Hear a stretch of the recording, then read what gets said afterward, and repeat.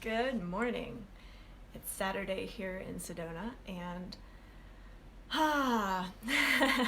maybe you've seen the article that was released by Doreen Virtue very recently, January 21st, as a matter of fact. And she lists a whole series of New Age practices to avoid. And so I wanted to share some of my thoughts about it because I think it's an important discussion. I'm glad that she published it. And I wanted to have a conversation about it. So, you can, if you haven't read the article, you can Google it. It's called An A to Z List of New Age Practices to Avoid and Why, and it was published on January 21st of this year. Now, I grew up Christian, and so I'm someone who can speak to both sides of this discussion, and I don't want to come at this with any judgment. I want to come at this with an open mind, an open heart, and yet I do have some things to say about it. So I also want to hear what you have to say about it. So put it in the, put your comments and share with me what you think, what you feel. As always, with anything that I share, it's for your discernment. So again, this is not for me to say I'm right, she's wrong. It's none of that. I want to simply have a discussion and to see what you guys feel and think about what she's published. So again, if you want to Google it, if you haven't read it yet, it's pretty long. It's called An A to Z List of New Age Practices to Avoid and Why, and it's on doreenvirtue.com, and it's on her blog. So I'm going to read the first paragraph of the article because there are some things right in that first paragraph that are important to talk about. For the record, I don't consider myself New Age. I don't consider what I do New Age. I know a lot of people would put me in that category, but that's not who I feel that I am. I know who I am. I know why I'm on this planet. I bring ancient wisdom. It has nothing to, there's no new anything about it. I think that is a misnomer in a lot of ways, but this is the first paragraph of her article. The New Age offers promises of secret and hidden wisdom, healing, higher self-esteem, love, financial success, and inner peace. The New Age teaches that we are all little gods who can manifest whatever and whomever we want. The reality, however, is that you never arrive at the point of true and lasting happiness, so you keep seeking and searching. And I think that last sentence is really important. The part about you never arrive at the point of true and lasting happiness, so you keep seeking and searching. I'm not a seeker. I'm a knower. And so I'm not seeking anything. I'm not searching for anything except for more of myself, more of my essence. If I'm seeking in any way, that would be it. But I'm not seeking for answers. I'm not seeking for happiness. I have that. That's me already. And I think that's an important distinction because that is where we run into problems. The seeking, the searching. If you don't know who you are, if you don't know why you're here on this planet, if you don't know your soul mission, that seeking and searching piece can get you into trouble. And I think that's the preface for all of what Doreen Virtue is going to be talking about here. And I'm not going to cover every point, but I am going to highlight a few things because I think there are some important pieces to this article. So again, everything I share is for your discernment. Okay. She talks about how the New Age teaches that demons and the devil don't exist. I don't agree with that. I don't think the New Age teaches that, but maybe in her experience with the New Age, that's what she was taught. I don't know. I don't know her personally, so I don't know what she was taught in the New Age. She says she grew up in the New Age. So she probably has a very different experience of it than I do. Again, I don't even consider myself part of the New Age. I just happen to land in this realm because of the label that people give me. So I do believe there are shadow forces, there are light forces. We live in a polarity universe, which means there are forces that serve the light and forces that serve the shadow. And if you're in the belief system that everything is oneness and unity and love and light, that's actually where you can get into trouble because you're not discerning what might be for you and what might not be the best for you. So the first thing I'm going to highlight in her article that she says is things to look out for are aliens. The fascination with other life forms can open you up to demons pretending to be aliens and can also distract you from your godly purpose. I actually believe that's true. The fascination with seeking and searching that kind of thing, and how do I want to say it? It can be a distraction from you executing your soul mission. So she may come at it from a different perspective than I do, but immersing yourself in the world of aliens, the galactic world, instead of your own essence, your own purpose, yeah, that can be a distraction, and it can open you up to shadow forces because okay, Karen, I can't see your whole comment, but this is a very recent article that she wrote on the 21st of January. So this is clearly what she believes now. The fascination with aliens and looking outside of yourself for answers, for information. I know that's funny coming from someone who's a channel, but we'll get to that. The fascination with aliens and going into that world can open you up to shadow forces because we do live in a polarity universe. And so anytime you are seeking outside of yourself, straying from your own heart, from your own soul, all of that stuff could open you up to demonic forces, to shadow forces, whatever words you want to use. So in that sense, I agree with her. But there are also aliens who are working for the light. I like to call them our star brothers and sisters. They're also, they're working for the light and serving the light. So depending on your perception, all of this is interesting because it's really all about perception. She talks about angel cards, how demons disguise themselves as angels and can give amazingly accurate predictions which tangle you up in a satanic web of deceit. The demons will give you a mixture of truth and lies to hook you in and lead you to deception. That can also be true. Demons can disguise themselves as angels. And this is why I talk about discernment, and this is why discernment is so important. And this is why setting healthy boundaries around your energy field is so important. And I think the reason some of these people, I've seen a bunch of people move away from the New Age and into Christianity recently. And I think the reason some of them have had to do that because they didn't have the proper protection set up around them, around their physical body, their emotional body, the energy body. And so the dark forces were able to get in there. And so that's why discernment is so important and setting healthy boundaries is so important. I talk a lot about setting healthy boundaries, so I'm not going to do too much of that in this video. Okay, angel readings, kind of the same thing. She's saying there, Ascended Masters. I will talk about this one because this is something that people are really into. Myself, I spent a year with the Ascended Masters and studying the sacred flames, really immersing myself in that. And again, this goes back to we live in a polarity universe. Ascended Masters can serve shadow, they can serve light. It's all part of the polarity that is of this universe. And so discernment comes into play. She's saying Ascended Masters are either demons in disguise or figments of our wishful thinking. Okay, from the perspective that we're all one, yeah, if they're part of us, they can be figments of wishful thinking. If we understand different levels of energy and different dimensions, they can be very real. So it's a lot about perception and about what you see from your filter and from your lens. Astral projection. Okay, I really want to highlight this one because this is something that I see a lot of in the spiritual community. People wanting to experience astral projection, people wanting to have out-of-body experiences. So I'm going to read what she wrote in this one. An out-of-body experience will give us neither truth nor knowledge. If an involuntary out-of-body experience occurs in the life of a Christian, the best approach would be to consider it the same category as a dream. And then she writes a few more things there. But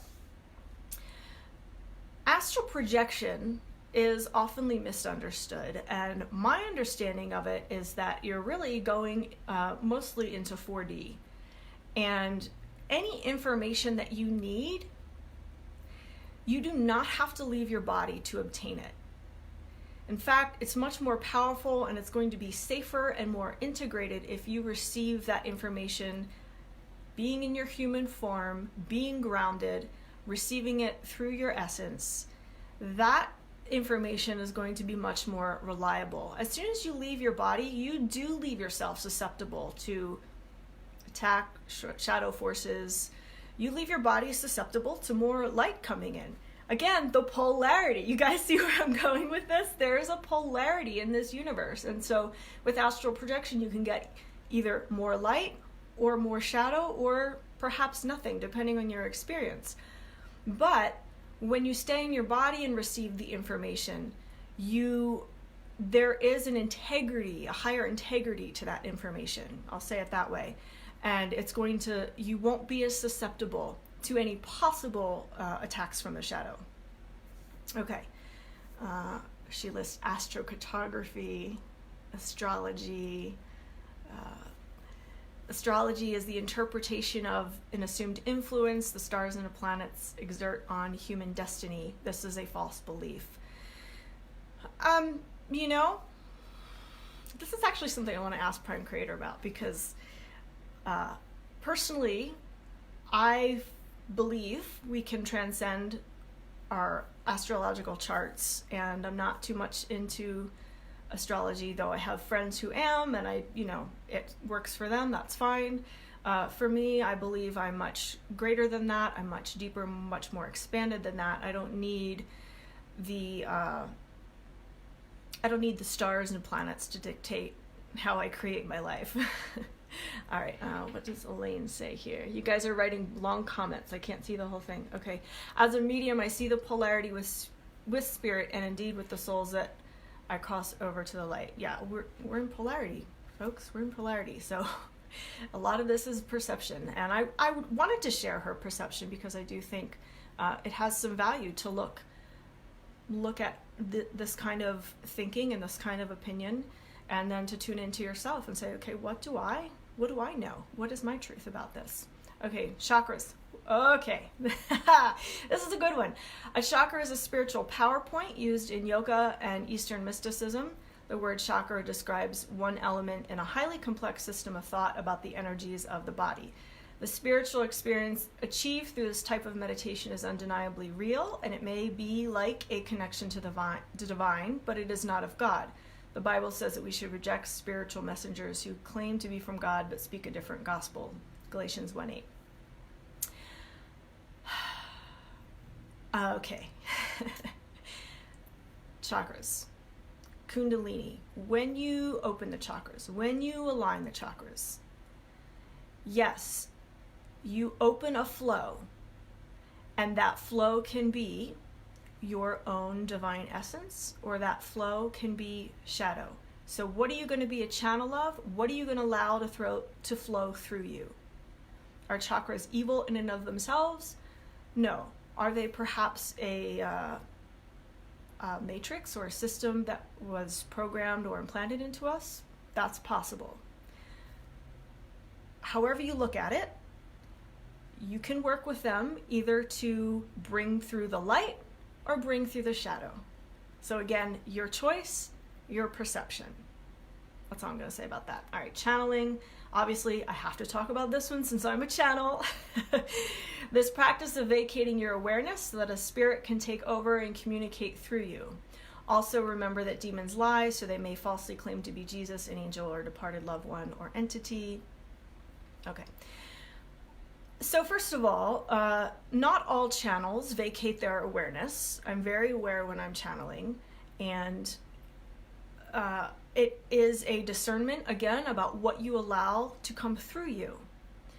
And so channeling in and of itself isn't bad, but I don't actually recommend it because it really does open you up to the possibility of not great things coming through you. And so you have to be very clear about your essence. You have to be very clear about what you're willing to allow to bring through you. So I don't teach channeling for that reason, because honestly, I don't think it's necessarily the safest practice. You have to really know yourself and be super clear about the energy you're bringing through. I purified myself for 9 full years before I began channeling. And if I had begun channeling before that, I hadn't had before that the proper boundaries in place, the proper knowing of my own essence. You know, it takes a while to get to know yourself. So I do believe that channeling can be a dangerous practice. Is it always bringing demons through? Absolutely not. And I think that's where she and I would have a difference of opinion. So again, discernment, your choice of what you bring through, we need to set healthy boundaries even with the light realm, because there are many entities, there are many energies that want me to bring them through, and I won't, because I set boundaries and because I don't want to be channeling all day. That's another thing. Okay, Christ consciousness. This is a long list, you guys, so I'm not going to highlight all of them, but there are a few things that I want to say about some of them. Christ consciousness is another one. Christ consciousness claims a belief in Jesus Christ, but it actually promotes full faith in one's own ability to make oneself pleasing to God through attitude changes and mystical experiences. It's interesting to me the way she words some of these things, because for me, Christ consciousness isn't about making myself pleasing to God. Christ consciousness to me is about embodying the energy, the essence of Jesus Christ. And as someone who, in my younger years in the Christian church, I dedicated my life to Christ at least 3 times, maybe 4. That experience where I accepted Jesus Christ into my heart.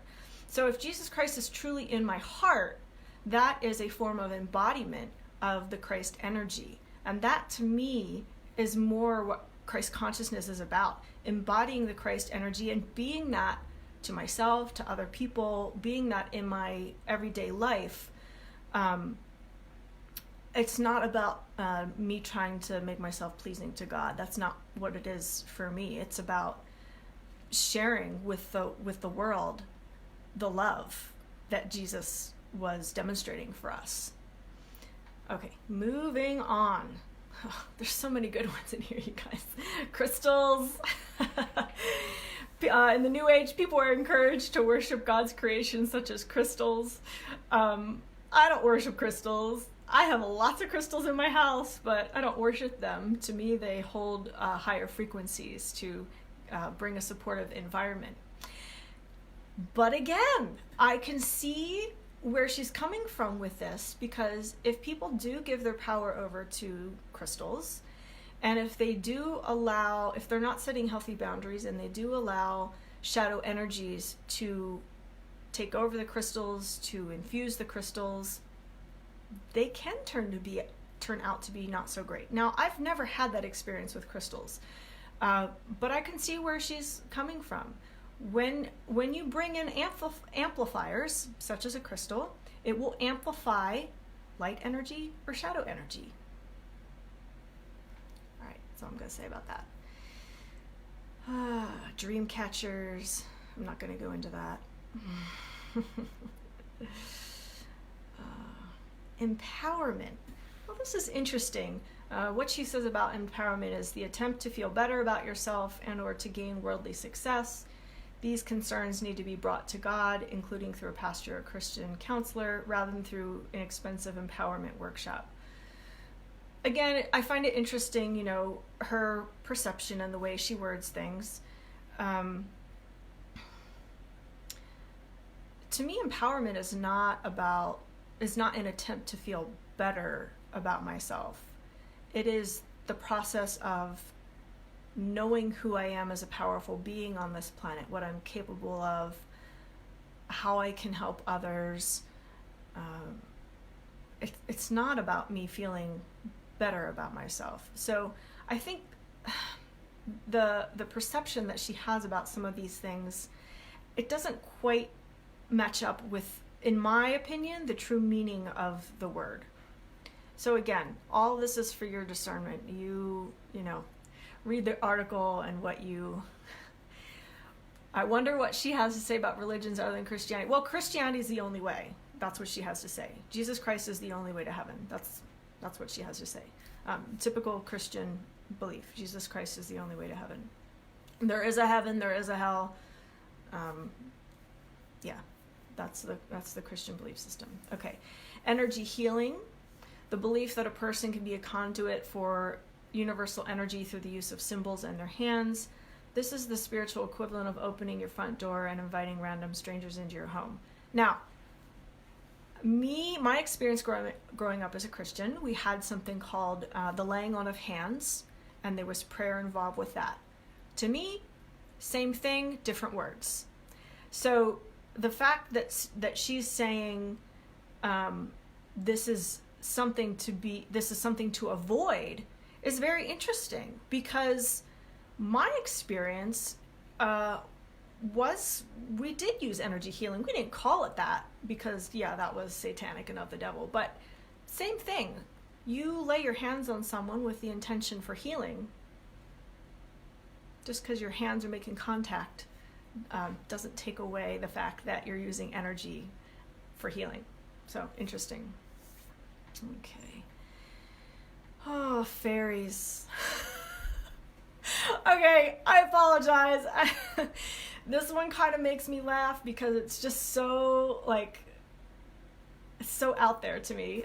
Images of fairies are cute, but in reality they're usually demons in disguise or an overactive imagination. We must be cautious about sparkly enticements that the devil places before us. Okay. Do what you want to do with that one. Fairies are my friends. Again, polarity. You have fairies that work for the light, fairies that work for the shadow. Who you gonna hang out with? All right. Feng Shui, Flower of Life, Harry Potter, horoscopes. Okay, I'm gonna say something about horoscopes because it's kind of like the astrology thing, right? We can transcend anything. Donna, I love fairies too. They're my friends. Like I said, I hang out with the ones that serve the light. So, horoscopes, you can transcend your horoscope. It's just a reading based off of astrology, energy. I don't buy into it for me personally. I don't need that. I don't need a horoscope to tell me something about myself because, again, I know who I am. I know what I'm creating. And I think that's what keeps me protected and safe in this whole world where the energy is amplified. Okay. Hypnosis, idols, journeying, law of attraction, the belief that your thoughts can manipulate and control your circumstances. Yeah, I never really got into the law of attraction, but I never saw it as a way to manipulate or control circumstances. So again, the language that she's using does bring kind of a judgment to some of these terms. And my preference is to remain neutral, to observe and to see and to feel what is truth. Okay, mandalas, manifesting, meditating without God. There's so much here. Okay, I'm going to keep going. Numerology. Again, the numerology thing, it's like the horoscope thing. It's like the astrology thing. If you know who you are, if you know what you're creating, you're more powerful than any of that anyway. So you don't need numbers. You don't need astrology to tell you anything. Oracle cards. Out-of-body experiencing, covered that earlier in the video. Past life regression. Of course, she doesn't like past life regression because it has to do with reincarnation. And of course, in the Christian understanding, there are no other lives. There's just an afterlife. So past life regression doesn't even come into play from that perspective. Okay. You know, one of the things I'm surprised wasn't in here that she didn't address is light language. I'm sure she knows about light language. Excuse me, you guys, I need to take a drink. Okay. As someone who grew up in the Christian church, I experienced something called speaking in tongues.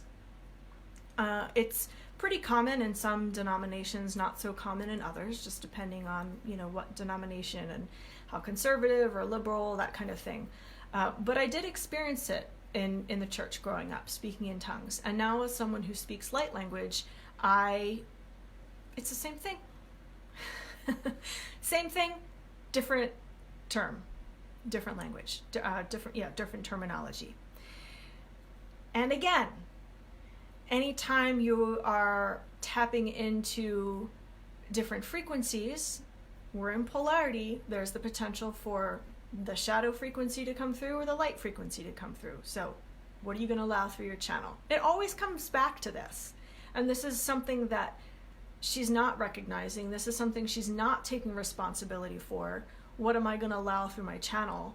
What healthy boundaries am I going to set? There's no responsibility that I can see that she's taking for any of these things. It's all turn it over to Jesus, pray to God, externalize. There's no internal responsibility taken. And if I have anything to say about how Christianity didn't work for me, or how I see it not working for others, it's they don't have to take responsibility. Jesus died for your sins, so I don't have to take responsibility for anything. Now, not all Christians believe that. Not all Christians live their lives like that. I'm not saying that at all. But I do see that in the Christian church. And I think that's something that needs to change. Everyone needs to take personal responsibility for their actions, for their energy, for what they allow through their channel. I think that's so important. And it is something that is missing from a lot of Christian teachings. Okay.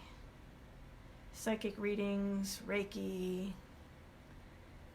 Basically, anything else that she's covered here are things that I've already covered, that we live in a polarity universe, and so what are you going to allow through you? What are you going to focus your energy on? Unicorns. They're used by the devil.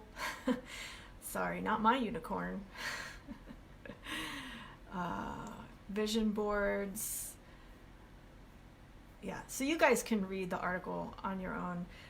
Another thing I'm surprised she didn't mention was substances. Alcohol, marijuana, mushrooms, those substances that people use to get information, or they use to astral travel or get either or escape from their life. I think that should be in her list because there's a reason they call alcohol spirits. It's because spirits can come through the alcohol. And I don't drink alcohol. Every once in a while I'll have a taste of something. And I did have an experience about a year ago where someone was having a drink and I just was curious about what it tasted like because I'd never had it. And so I took one tiny little sip and immediately I felt the spirit come in. And it took me 24 hours to clear it. And I was like, this is why I don't drink. I'm not interested in having those spirits come in. So I think that's something that should be on her list. Alcohol, and then perhaps psychedelic substances or marijuana or things that can connect you to other realms that you have to really know what you're doing, how to set the healthy boundaries, and then clear yourself if needed after you engage in the substance. Did a whole other video on that, so I'm not going to go too deep into that. But I'm curious what you guys think of this list if you've read the article. Not bringing judgment on Doreen, not bringing, like she's wrong, we're right kind of energy. But what do you feel about it? What do you think about it? And why? I'm curious if you have any thoughts or insights about why she left New Age and went into Christianity in the first place. I kind of have a thought about that. I don't know about her specifically, but some people that I've seen kind of going more into the Christian religion is right now on this planet, we do need the Christ consciousness energy to take over. We do, each of us need to embody that, so that's, and it's all about love. It's not a demonic thing, as Doreen is saying. The Christ consciousness energy is about embodying the love of Jesus, embodying the love of Christ, and interacting with each other from that space of love, creating on this planet from that space of love. And that is needed. And those who didn't grow up in Christianity, I'm seeing some of them go to the church, some in deeper ways than others, to get that piece of their ascension journey, because that Christ piece is important in the ascension process. So I'm curious what you guys think of that. All right, I'm going to sign off now, but feel free to leave your comments and questions if you have them, and I will get back to those and look at them later today. Thank you for showing up with me, you guys. Appreciate you all, love you all, and share what you think. All right, much love. Mwah.